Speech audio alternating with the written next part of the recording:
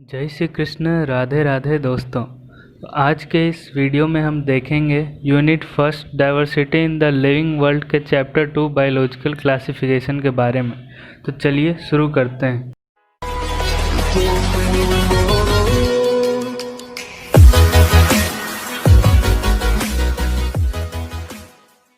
आज के इस वीडियो में हम देखेंगे पहले 3 साइंटिस्ट हैं। पहले अरिस्टोटल, दूसरे लीनियस, तीसरे आर.एच. विटेकर। तीनों ने अपने टाइम पे अपनी अपनी डेफिनेशन दी थी, अपनी कैरेक्टराइजेशन बताई थी बायोलॉजिकल क्लासिफिकेशन की। तो पहले बात करते हैं अरिस्टोटल के बारे में। इसमें आपको 3 पॉइंट्स याद रखने हैं। पहले, इन्होंने सिंपल मॉर्फोलॉजिकल कैरेक्टर्स में सभी को क्लासीफाई किया था। दूसरा, इन्होंने ट्री, श्रब्स एंड हाउस में क्लासीफाई किया था। और रेड ब्लड सेल्स जो प्रेजेंट है उनको अलग किया था और जो एब्सेंट है उनको अलग किया था। तो अरिस्टोटल के लिए आप ये ट्रिक को याद कर सकते हो कि इट्स टोटली सिंपल। टोटल से आपका अरिस्टोटल हो गए, सिंपल से सिंपल मॉर्फोलॉजिकल कैरेक्टर्स में डिवाइड किया है, और टोटल में सब आ जाते हैं, ट्री, श्रब एंड हर्ब्स जैसे तीनों टाइप्स इसके आगे। तो टोटल से इसको ही समझ सकते हैं। और रेड ब्लड प्रेजेंट है और एब्सेंट है, तो दोनों में टोटल ही आते हैं ये। तो टोटल सिंपल के ट्रिक से आप इसे याद कर सकते हैं। बात करते हैं अब लीनियस सर के बारे में। तो इसमें आपको 2 बातें याद रखनी है। पहला कि इन्होंने 2 किंगडम क्लासिफिकेशन दिया था, और दूसरा कि इन्होंने कुछ चीज़ों को डिस्टिंग्विश नहीं किया था। जैसे इसमें पहला पॉइंट है प्रोकैरियोट और यूकैरियोट को सेपरेट नहीं किया था, यूनिसेलुलर और मल्टीसेलुलर को सेपरेट नहीं किया था, ग्रीन एल्गी जो कि फोटोसिंथेटिक होते हैं एंड फंजाई जो कि नॉन फोटोसिंथेटिक होते हैं, इनको अलग नहीं किया था। इन सबको एक ही साथ इन्होंने रख दिया था। तो इसके लिए आप ये याद कर सकते हो कि लीनियस के 2 किंगडम और 3 रानियां हैं जिनकी आपस में बनती नहीं। 2 किंगडम से लीनियस से आप लीनियस सर को याद कर सकते हो। 2 किंगडम से इन्होंने 2 किंगडम क्लासिफिकेशन में डिवाइड किया था। और 3 रानियां में आपको जैसे prokaryote, eukaryote, unicellular, multicellular, green algae and fungi, मतलब आप एक तरफ का 3 याद कर लोगे तो उसको आप आपस में नहीं बनती का मतलब अपोजिट लिख सकते हो। जैसे आपको प्रोकैरियोट याद है तो आप यूकैरियोट लिख सकते हो, यूनिसेलुलर आपको याद है तो मल्टीसेलुलर लिख सकते हो, एल्गी याद है तो फंजाई, मतलब किसी 3 भी आपको याद रहेंगे तो आप उसका अपोजिट लिख सकते हो। बात करते हैं आर.एच. विटेकर सर के बारे में। तो आर.एच. विटेकर साहब ने 5 किंगडम क्लासिफिकेशन दिया था। पहले ये बात आपको याद रखना है। और उस 5 किंगडम क्लासिफिकेशन में इन्होंने किस चीज़ में डिफ्रेंशिएट किया था? Monera, protista, fungi, Plantae and animalia. और इन 5 में इन्होंने किस बेसिस पे किया था? पहला था सेल स्ट्रक्चर, दूसरा थैलस ऑर्गेनाइजेशन, तीसरा मोड ऑफ न्यूट्रिशन, फोर्थ में होता है रिप्रोडक्शन, फिफ्थ में फाइलोजेनेटिक रिलेशनशिप। इसमें भी आपको कई बार एक ऑप्शन हटा के उसमें एक चेंज करके लिख देगा, फिर आपसे पूछेगा कि किस बेसिस पे किया था। तो आपको इन्हीं 5 में देखना है कि इन्हीं 5 में से कौन सा ऑप्शन चेंज है, और इन्हीं 5 में से कहीं ऑल ऑफ दिस तो नहीं दे दिया चारों ऑप्शन देके। तो इन चारों ऑप्शन को याद रखना है आपको कि मोड ऑफ न्यूट्रिशन को चेंज करके कुछ और आपको दे देगा, और फिर आपसे क्वेश्चन पूछेगा कि क्या ये आर.एच. विटेकर साहब ने क्लासिफिकेशन के बेसिस पे दिया था। तो इन 5 को आपको याद रखने के लिए इस ट्रिक से याद कर सकते हो। जैसे कि आर.एच. विटेकर साहब ने ये Monera, protista, fungi, Plantae, animalia को डिफ्रेंशिएट किया था। इसको आप इस ट्रिक से याद कर सकते हो कि विटेकर जी ने 1 सदी में रोटी बड़े मज़े से प्लांट और एनिमल के साथ खाए। जैसे विटेकर से आपको विटेकर साहब जी याद हो गए। और मोनेरा में से एरा आप लोगे तो एरा मतलब 1 सदी होता है, तो 1 सदी। रोटी में आप देख सकते हो प्रोटिस्टा याद हो जाएगा आपका। और मज़े से मतलब फन से फंजाई आप समझ जाओगे। और प्लांट और एनिमेलिया तो बिल्कुल सेम ही है, प्लांटी और एनिमेलिया, तो प्लांट और एनिमल के साथ मज़े से खाए। अब बात करते हैं कि cell structure, thallus organisation, mode of nutrition, reproduction, phylogenetic relationship को आप कैसे याद करोगे? आप इससे याद कर सकते हो कि सेल को थैले में भर के उसके न्यूट्रिशन को रिप्रोड्यूस करके जेनेटिक रिलेशनशिप देखेंगे। तो इससे आपको सेल स्ट्रक्चर का सेल याद हो जाएगा। थैले से मतलब थैलस ऑर्गेनाइजेशन, और उसके न्यूट्रिशन मतलब मोड ऑफ न्यूट्रिशन, उसको रिप्रोड्यूस करके मतलब रिप्रोडक्शन, और जेनेटिक रिलेशनशिप मतलब फाइलोजेनेटिक रिलेशनशिप देखेंगे। चलिए आगे की वीडियो में देखते हैं कि कुछ दो इम्पॉर्टेंट चीज़ें याद रखनी है आपको, जैसे फंजाई और ग्रीन प्लांट्स दोनों में कौन कौन से सेल वॉल प्रेजेंट होते हैं। आपसे डायरेक्ट क्वेश्चन पूछे जाते हैं कि cell wall of fungi is 4 option दे देंगे, तो आपको इसमें चाइटिन टिक मार्क करना है, और ग्रीन प्लांट्स के लिए सेलुलोजिक। इसको आप ट्रिक से याद कर सकते हो फंजाई को, जैसे कि फन में हम एक चिट करके गेम खेलते हैं, 4 चिट बना के उसमें गेम खेलते हैं, तो आप फंजाई को फन से चिट गेम खेल रहे हैं ऐसे आप याद रख सकते हो। तो फन से फंजाई, चिट से चाइटिन आपको याद रहेगा, क्योंकि फर्स्ट 4 लेटर भी आपको याद आते हैं, तो आप उससे ऑप्शन में देख के उस ट्रिक मार्क कर सकते हो। ग्रीन प्लांट से प्लांट है तो मतलब प्लांट में सेलुलोज बेसिक हम लोग जानते हैं, तो सेलुलोजिक आप इसका टिक मार्क लगा सकते हो इजीली, इसमें आपको दिक्कत नहीं होगी। मेनली बच्चों को दिक्कत होती है फंजाई का, वो चाइटिन में कंफ्यूज हो जाते हैं, चाइटिन और सेलुलोजिक में, तो फंजाई का चाइटिन ही आपको टिक मार्क कराना है। बात करते हैं क्लेमाइडोमोनास और क्लोरेला, दोनों प्रोटिस्टा के अंडर हैं और इनमें सेल वॉल प्रेजेंट होते हैं। ये बात आपसे पूछा जा सकती है कि कौन से 2 प्रोटिस्टा के मेंबर हैं जिनमें सेल वॉल प्रेजेंट होते हैं। अब बात करते हैं पैरामीशियम और अमीबा, दोनों में सेल वॉल एब्सेंट होते हैं। ये भी क्वेश्चन कई बार पूछे जा सकती है कि किस में सेल वॉल एब्सेंट होते हैं, तो आप 3C से आप इसको याद कर सकते हो ट्रिक से, जैसे सी क्लोरेला एंड सेल वॉल, इनसे आप समझ सकते हो। बात करते हैं पैरामीशियम, अमीबा और सेल वॉल, तो इसमें दोनों में अमो आता है, तो आप अमो से याद कर रख सकते हो कि अमो में सेल वॉल नहीं। अब बात करते हैं किंगडम मोनेरा के बारे में, तो किंगडम मोनेरा में पहली बात आपको याद रखना है कि जो इसके मेंबर हैं वो बैक्टीरिया हैं जो कि सोल मेंबर है। कई बार ये सोल वर्ड चेंज करके आपको दूसरा वर्ड लगा देते हैं और एक नया ऑप्शन बना देते हैं बच्चों को कंफ्यूज करने के लिए, तो आपको ये सोल मेंबर याद रखना है।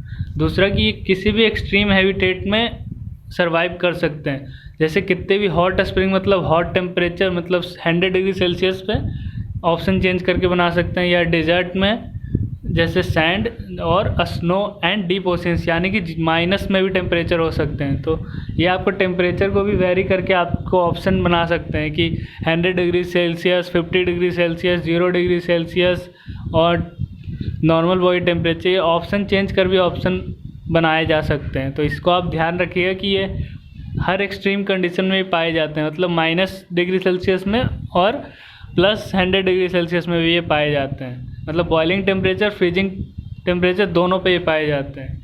बात करते हैं इनके 4 शेप होते हैं, जैसे spherical, rod shape, comma and spiral. तो स्फेरिकल में आपको कोकस याद रखना है, रॉड शेप में बैसिलस, कॉमा का वाइब्रियम एंड स्पाइरल का स्पाइरुलम। और एक इम्पॉर्टेंट बात आपको एनसीईआरटी में नोट कर लेनी है यहीं पे, ताकि जितने बार भी आपको रिवाइज हो ये यूनिट, तो आप ये बात भी याद रखिए और आगे भी चैप्टर में आपको ये रिवाइज होती रहे। जितनी बार आप रिवाइज करेंगे उतना जल्दी आपके क्वेश्चन सॉल्व होंगे। जैसे ब्लैक रोट ऑफ क्यूरीफर्स एक बैक्टीरियल डिजीज़ है, आपसे कोई 4 ऑप्शन बना के पूछ देंगे कि कौन सी बैक्टीरियल डिजीज़ इसमें प्रेजेंट होती है, तो आपको ब्लैक रोट ऑफ क्रूसीफर्स याद रखना है। बात करते हैं कि बैक्टीरिया जो हैं ये इनके स्ट्रक्चर सिंपल होते हैं और बिहेवियर कम्प्लेक्स होते हैं। इसमें भी आपको ऑप्शन इंटरचेंज करके बना सकते हैं कि बैक्टीरिया का स्ट्रक्चर कम्प्लेक्स होते हैं, बिहेवियर सिंपल होते हैं, या बिहेवियर सिंपल होते हैं या स्ट्रक्चर भी सिंपल होते हैं। इस तरीके से क्वेश्चन वेरी करके बना सकते हैं ऑप्शन। तो आप याद रखिए कि स्ट्रक्चर सिंपल होते हैं, बिहेवियर कॉम्प्लेक्स होते हैं, और ये मोस्ट एक्सटेंसिव मेटाबॉलिक डाइवर्सिटी में रहते हैं, यानी कि कोई भी चीज़ ये खा लेते हैं। इनका मेटाबॉलिक इतना स्ट्रॉन्ग होता है कि कोई भी चीज़ को खा सकते हैं। तो the vast majority of bacteria are, इस चीज़ को ये एनसीईआरटी की एक लाइन है, the vast majority of bacteria are heterotrophs. तो वहाँ पे आप इसे साइड में स्पेस जो बनी हुई है एनसीईआरटी में, वहाँ ये आप मेंशन कर लें कि हेटरोट्रॉफ में अगर लिविंग होस्ट से वो अपना फूड इंटेक करता है तो वो पैरासिटिक रिलेशनशिप शो करेगा, और अगर वो डेड ऑर्गेनिज्म से अपना इंटेक कर रहा है फूड तो वो सेप्रोफिटिक कहलाएगा। अब बात करते हैं आर्कीबैक्टीरिया के बारे में। आर्कीबैक्टीरिया जो होते हैं वो मोस्ट हार्श हैबिटेट में पाए जाते हैं, यानी कि कितने भी स्ट्रॉन्ग या रफ हैबिटेट में वो पाए जा सकते हैं। हेलोफिल्स जो होते हैं वो सॉल्टी एरिया में पाए जाते हैं। थर्मो एसिडोफिलस, थर्मो से आप समझ सकते हो टेम्परेचर, तो हॉट स्प्रिंग में पाए जाते हैं। मिथेनोजेंस यानी कि मार्सी एरियाज यानी,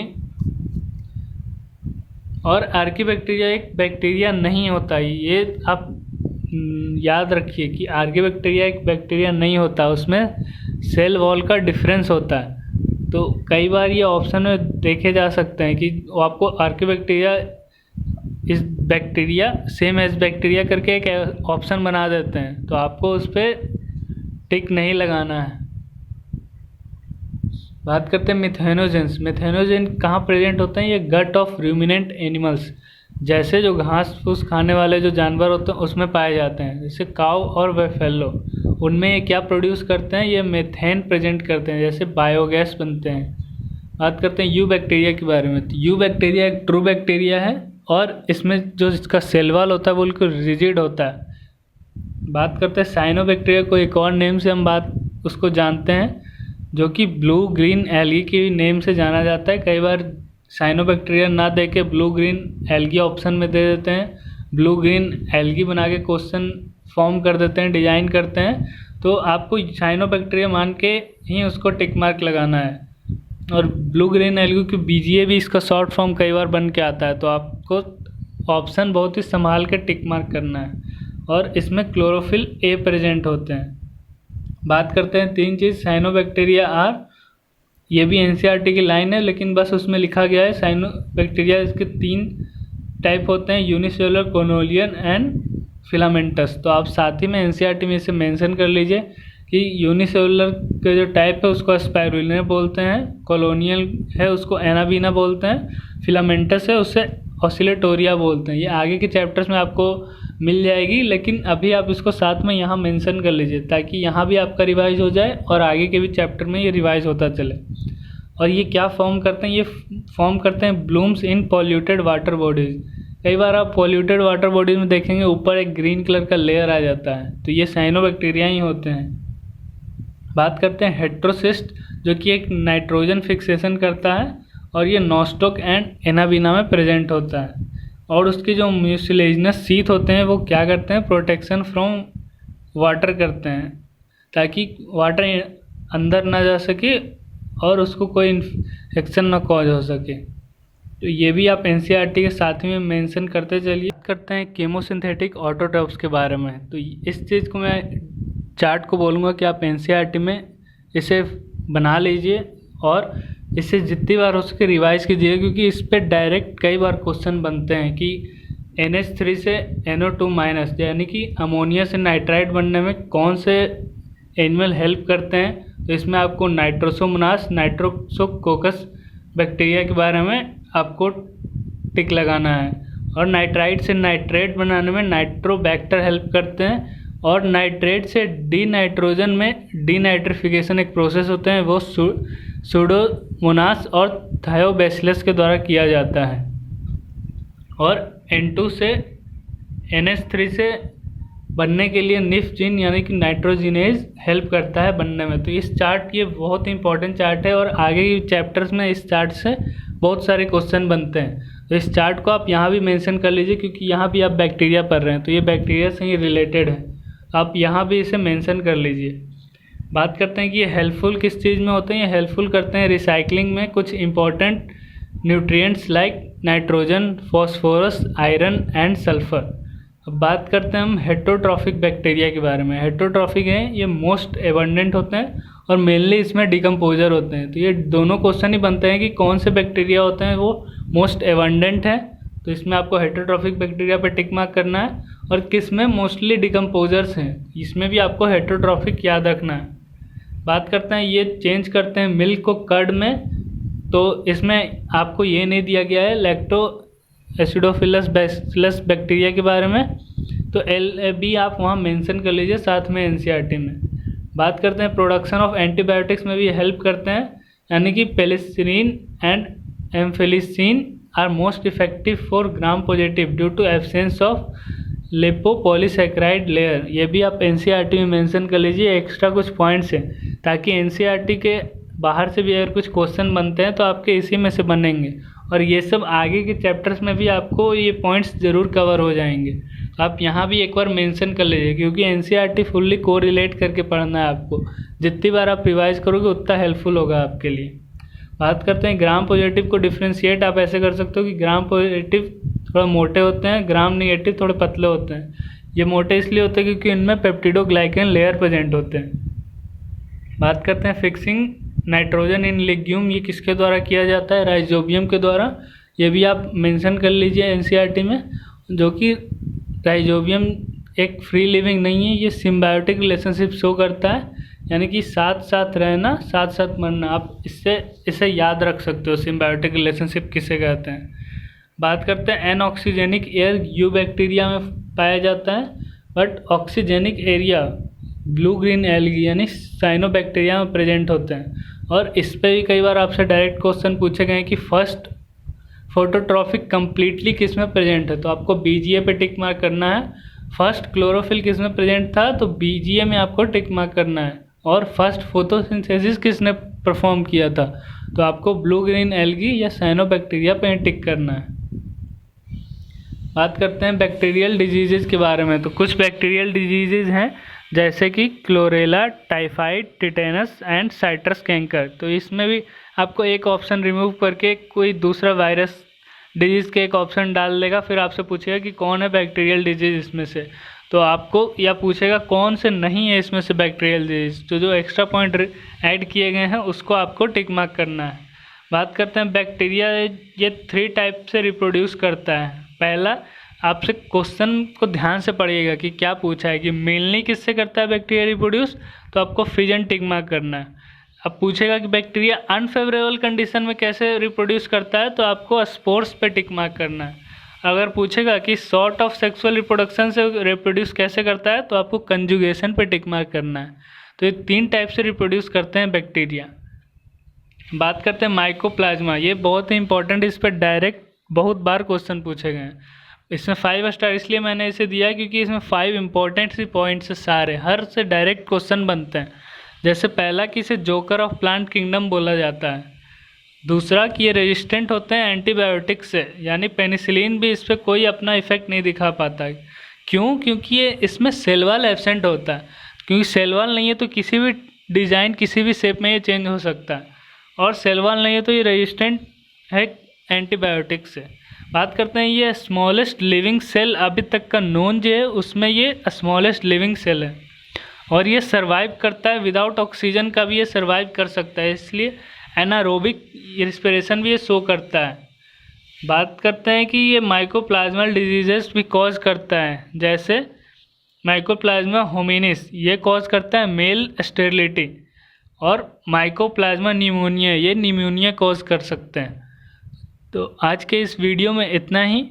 thank you for watching this video and all the best for your exams. और अभी तक अगर आपने इस चैनल को सब्सक्राइब नहीं किया है तो प्लीज़ इसे सब्सक्राइब करके बेल आइकन प्रेस करना ना भूलें, और इसे ढेर सारा लाइक करें, शेयर करें अपने फ्रेंड्स के साथ फेसबुक और व्हाट्सएप ग्रुप पे।